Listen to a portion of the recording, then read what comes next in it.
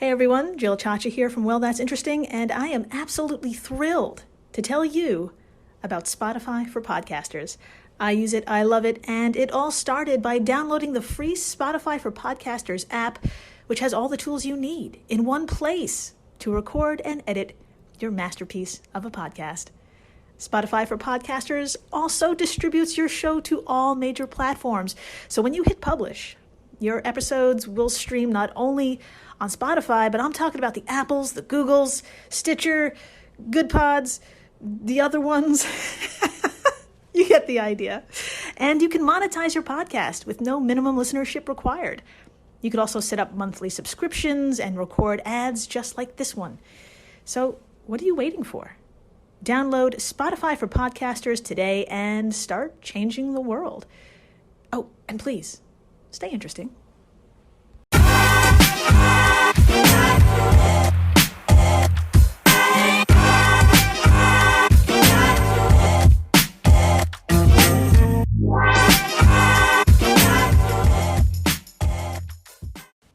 Welcome back to Well, That's Interesting. The past was wild edition. I fully agree.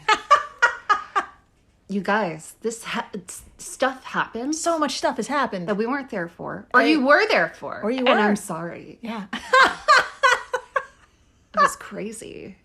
A lot has happened, and a lot is happening. A lot is going to happen. As we speak. We'll get into it. Today is episode 104, Turning Dead Rulers into Balls for Sport. Okay. Yeah. So, can I talk about the elephant in the room? Oh, yes, absolutely. Yeah. Okay. Because I was going to use those exact words. Okay, let's talk about the big royal elephant. No, that's a terrible joke. So we are recording this, 5 hours after hearing that the Queen died. Yeah. It's terrible. Yes. It's a lot of feelings. Yeah. And we're just Americans, so I think the biggest feelings, though, are that we're going to London tomorrow. A lot of weird...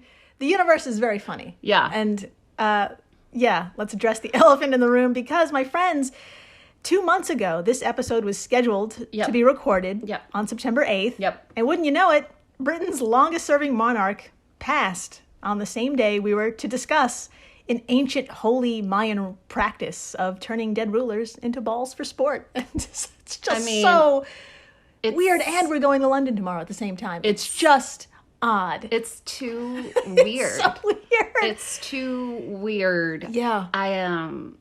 Yeah. So that's the elephant. And I'm Jill Chacha. And I am with the also very creeped out Marissa Riley. Yeah, I do believe in ghosts now.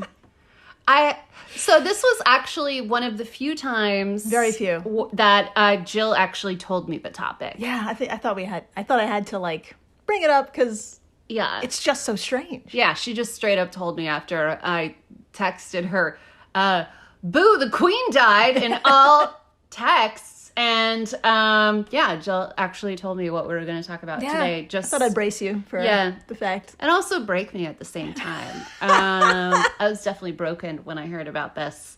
And to all of our Brit listeners, our friends in the UK, I hope y'all are okay. I don't know what you're feeling right now, but I don't know. Yeah.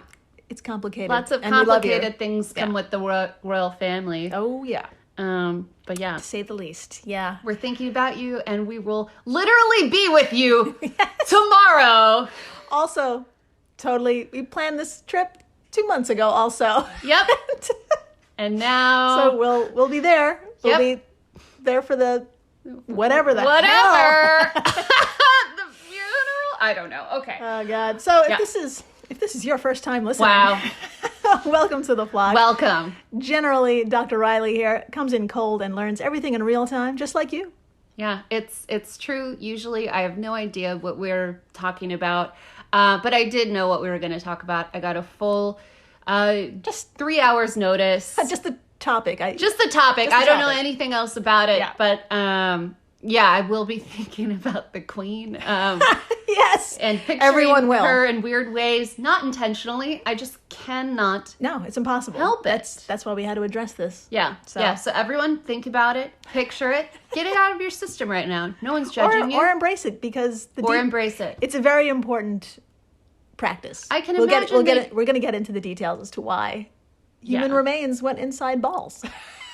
I can imagine it was for sport at first. Oh, I was going to say for respect. It is. Oh, then it's respectful. So we can all imagine. Now we can all comfortably imagine. Put her into ball form. Body parts in a basketball. We can imagine the queen's balls. That's right. There we go. The queen's balls. Okay, my friends.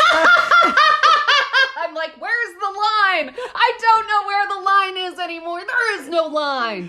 My friends, today we've got a doozy. We're going to cover one recent discovery that is equal parts fascinating and mysterious. I don't want to give anything away just yet, but if you literally, and I mean literally, combine sports, life, and death, you get what we're talking about, and all will be explained. Sports, life, and death. Yeah, but like literally. Yeah. Yes. Well, back in the day, sports were life and death. Oh, yep. Yeah. Mm-hmm. And I feel like they were funner. Now no one really dies, and I'm like, no one really dies. Boo. Boo. All right, let's begin. Yes. Let's do it. All right, and to do so, let's start by talking about one of the oldest games ever played. Cool. Soccer? Sorry. Even older. Really? Okay. Way older. My friends, it's so old, it simply goes by the name when translated as the ball game. Oh, this was the ball game. Before there were other ball games, this was the only one. It was the only one. Wow. Yep. Well, that's at least what the Mayan who inhabited the ancient city of Chichen Itza called it. If you're wondering where this city is located, don't worry, I got you.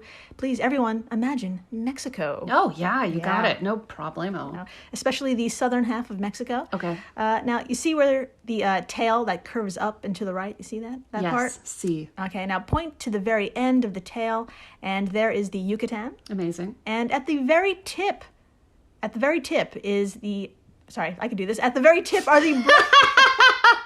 At the very tip are the breathtaking ruins of Chichen Itza. Amazing. So now there's absolutely no way I can do this place justice, even in a full episode. Hell, even a 7-part series on this place couldn't do it justice.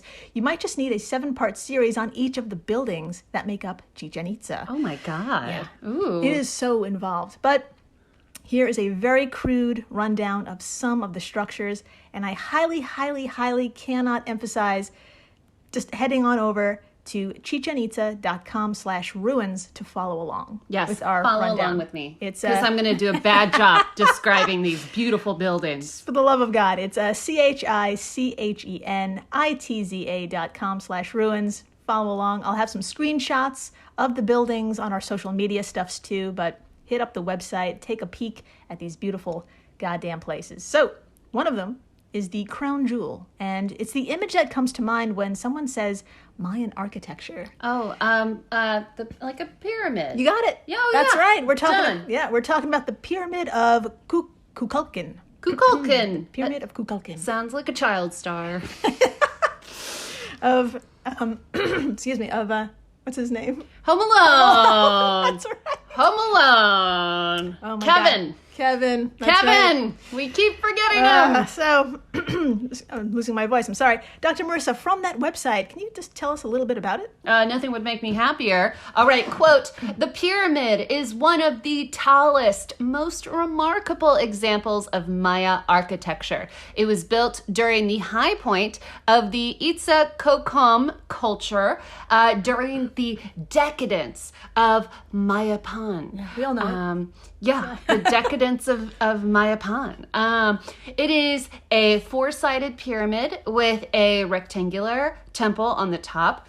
The building sits on a rectangular platform 182 feet wide and has a height of 78 feet. Yeah. I need to take a breath. I'm so sorry. I did that all in like one breath and I was like, I think I'm turning blue. You're amazing. This building is amazing. Keep going.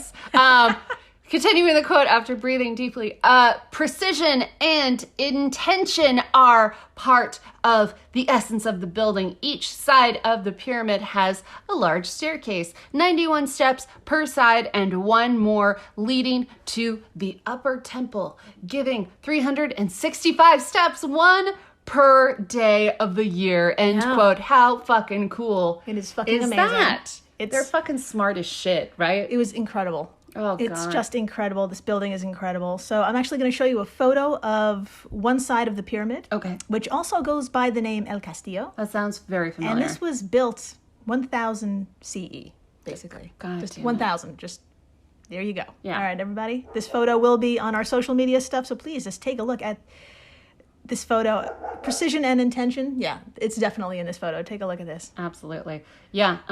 Some Type A folks made Type this. A folks. And it's beautiful. It is incredible. Yeah, I highly recommend looking at it. You're going to recognize it. You've probably seen photos places before, but it's what you can imagine. It's the pyramid, and it's sort of made up of stair steps. Everything is aesthetically perfect. It's so satisfying to look at.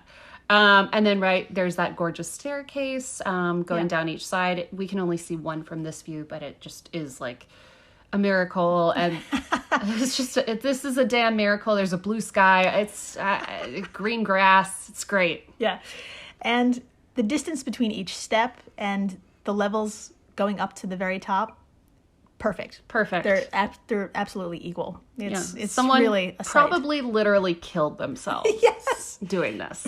Yes. Yeah, to say the least. So, to the west of this mathematically precise pyramid is the platform of the eagles and jaguars. That is so cool. Yes. So, and it was built between 900 and 1200 AD.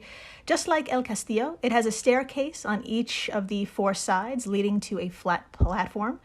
The four railings are topped with the head of an ascending serpent. Thank God. Specifically the serpent god Kukulkan. Yes. Around the walls of the structure are etchings of human figures laying face down. Oh, God. On their stomachs. Okay. And maybe that's because below them are engraved eagles and jaguars, quote, gruesomely grasping human hearts. This is the best thing I've ever heard. I want this. I don't know how to obtain a pyramid. I won't take it. It's not mine to have. No. But it's incredible. I love it. I just love it. So continuing the quote, the figures of jaguars and eagles devouring these hearts are said to represent the warriors who were responsible for obtaining these sacrificial victims for the gods. End quote from the site. I mean, so it's a hell of a platform, that's folks. A lot. There's a lot going on that platform. There's a lot on this platform. Yeah. Wow. And naturally, to the west of this platform is the Temple of the Jaguar. And the best way I could describe this building is to imagine the broad shoulders and body of a sitting jaguar. Okay. Yeah. That's it, right? What? It looks like a sitting jaguar. No. Yeah. No, it doesn't. Yes, it does. I don't know. Yeah. So what do you say, Dr. Marissa? Would you like to take a photo? Would you like to see a photo? Yes. I can do this. Yes. Of this Temple of the Jaguar. Yes, I need to. I need to, because I don't believe you yet. I see it. Yeah, I get it.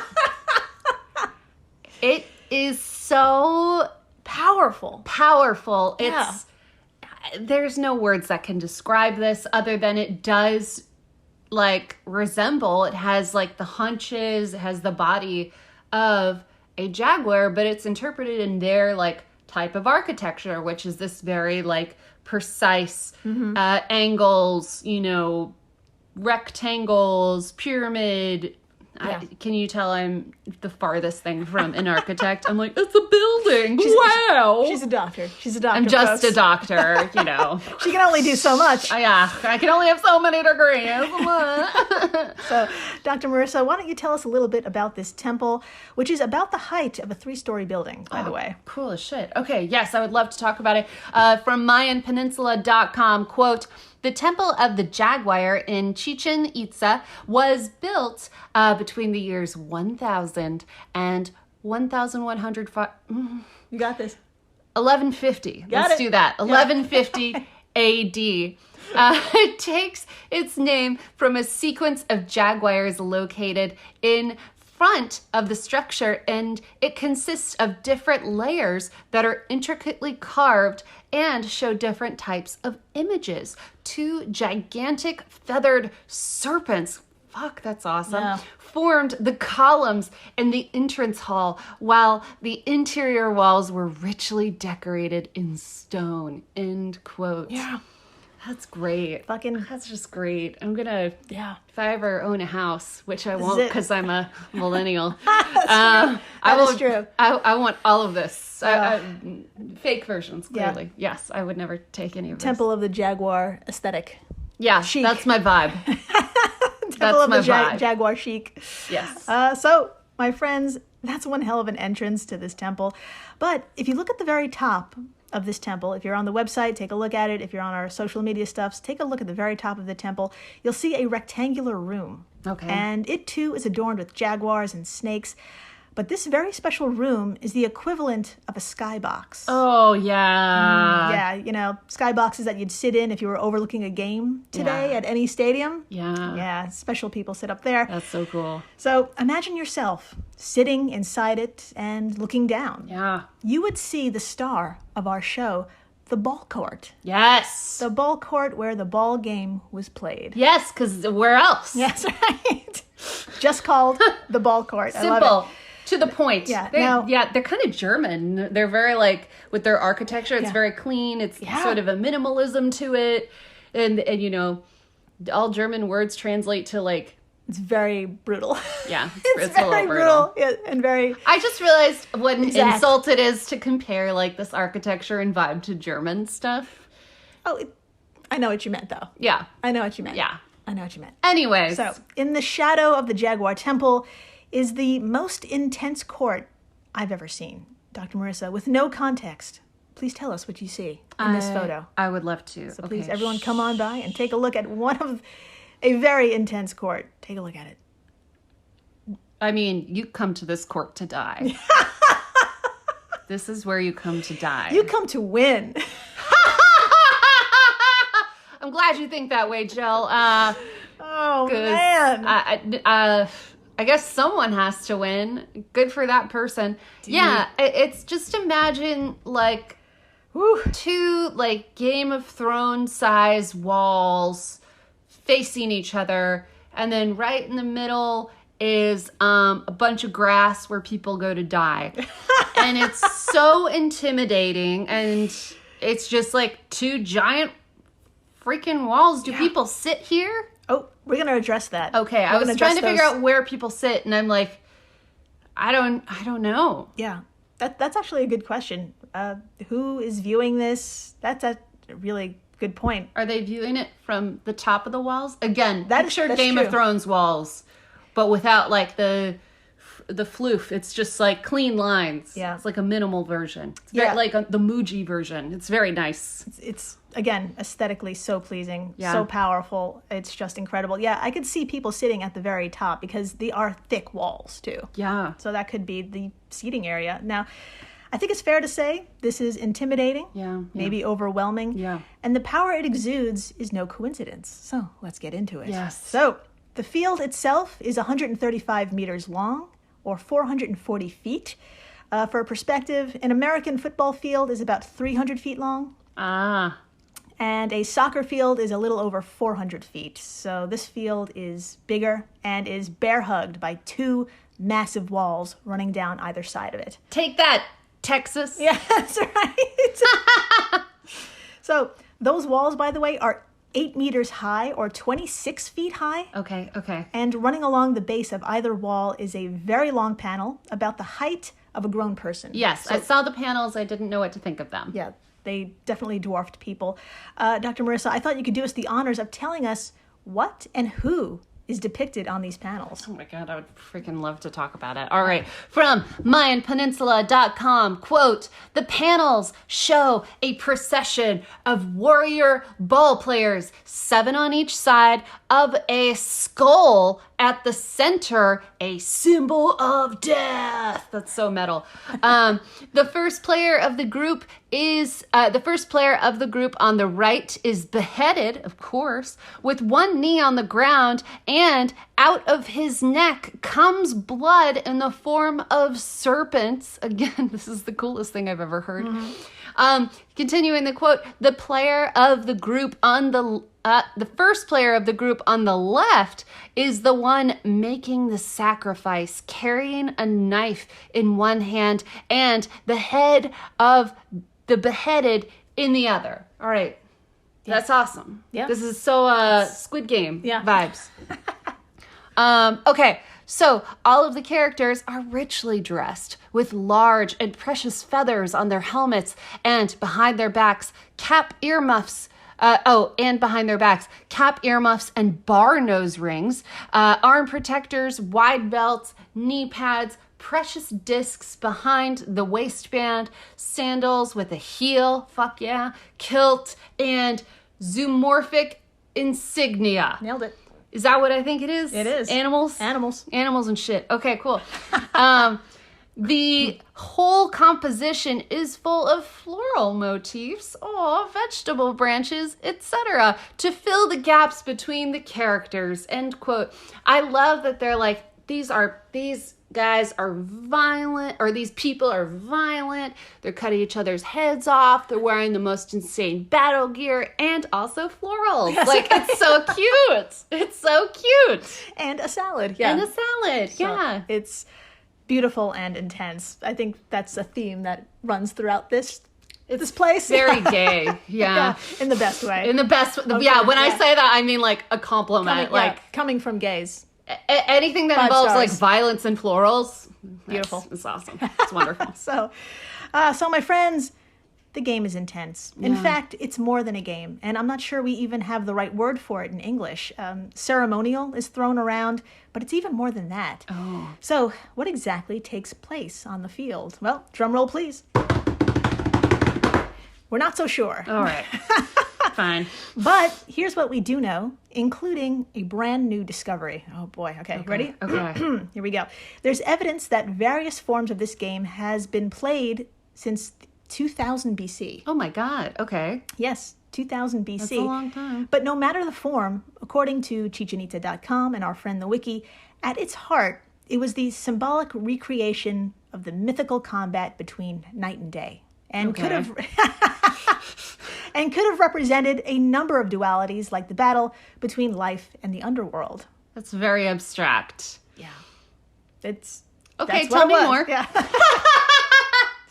So at the start of the game, the ball was thrown into the court by hand, but from that moment on, it could only be passed with the hips and thighs. Whoa. Yeah. So kind of soccer-esque. Yes. Or football-esque. Yes. So, quote, we do not know the number of players, the scoring system, or how the winner was decided, but we can infer that the game could be played one-on-one, in pairs, or in teams, end quote. So, all right, there you go. Some ball courts have been found with rings on those tall-ass walls, yes, and it's possible the ball was supposed to go through them. Okay. So, it's possible. It's a theory. I see. And the ball, my friends, the ball was a big fucking deal. Yeah. In some games, it may have represented the sun, and it was so integral. I was like, what is wrong with me?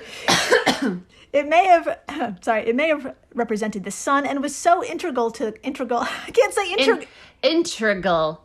It was so important. How about let's just doctor this quote up just a little. It was so important to the culture here. Balls have been found in temples, given as offerings to the gods. Oh my God. So, okay.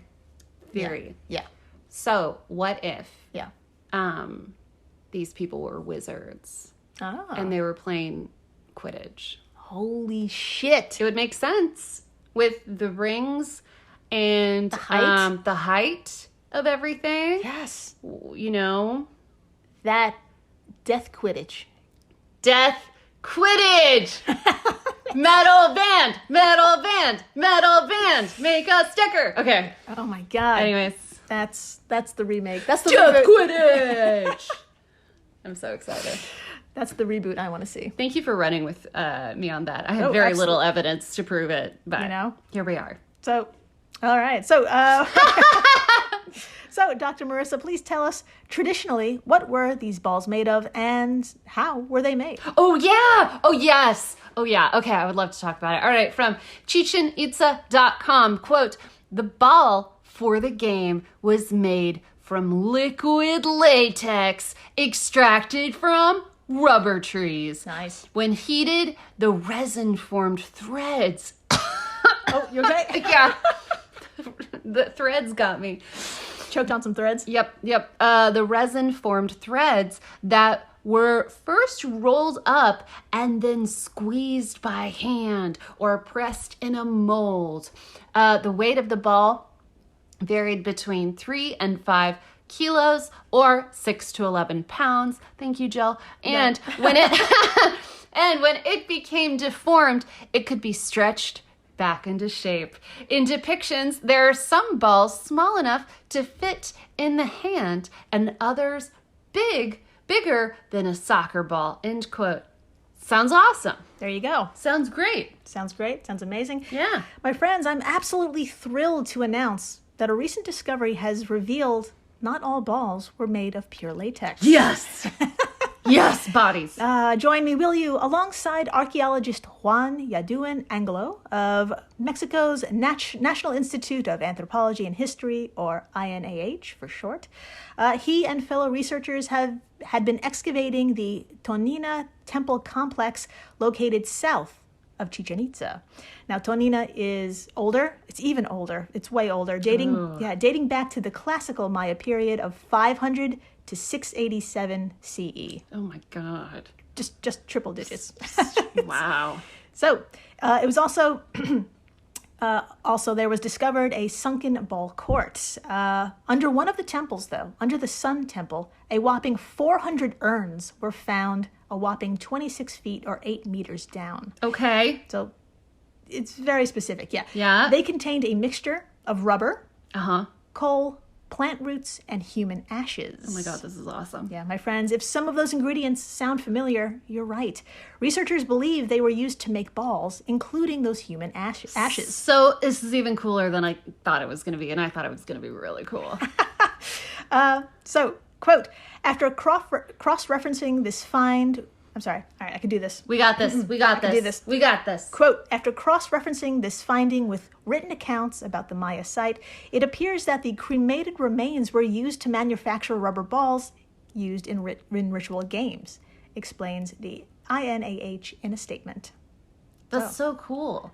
I personally don't know if I want my ashes made into a ball, but I respect that they did that. Oh, it's incredible. It's incredible. It's pretty cool. It's really fucking It's pretty cool. So, I know what else you're thinking. Who was made into balls? Well, we're pretty sure we know who, thanks to very explicit details found around the complex. Don't you love it when people of yesteryear just wrote it down. Just tell us. Just, we don't have to like, what does this mean? They're just like, here it is. This is what we did. Here it is, moron. Enjoy.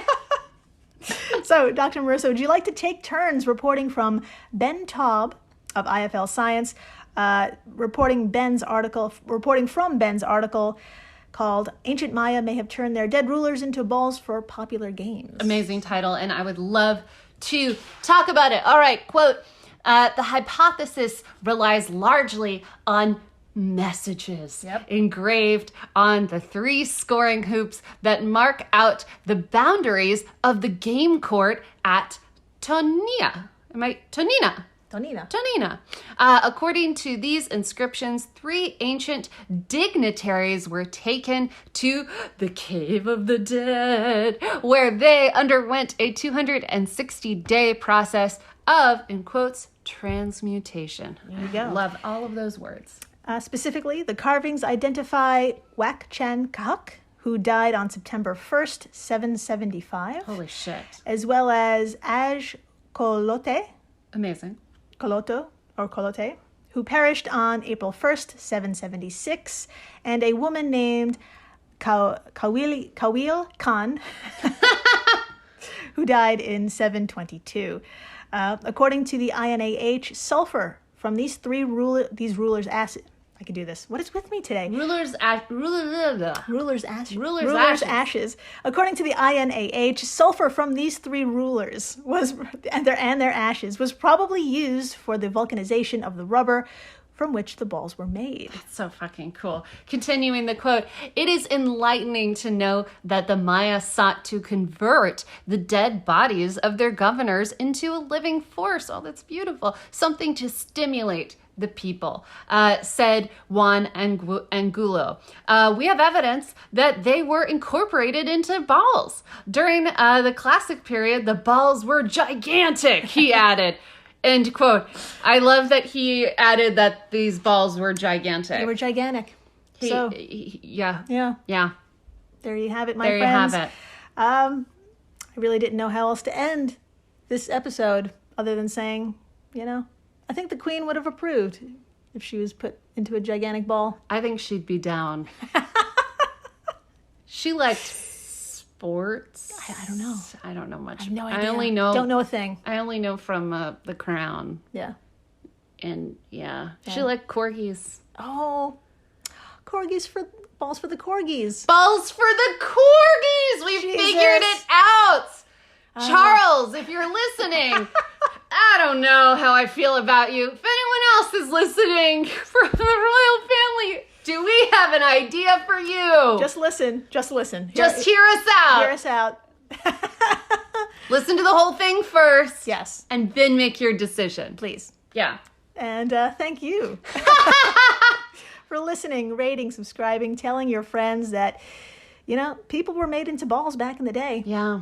And it was a good thing. It was a great thing. It was such a great thing. It's nice. Thanks for dealing with my inability to talk today.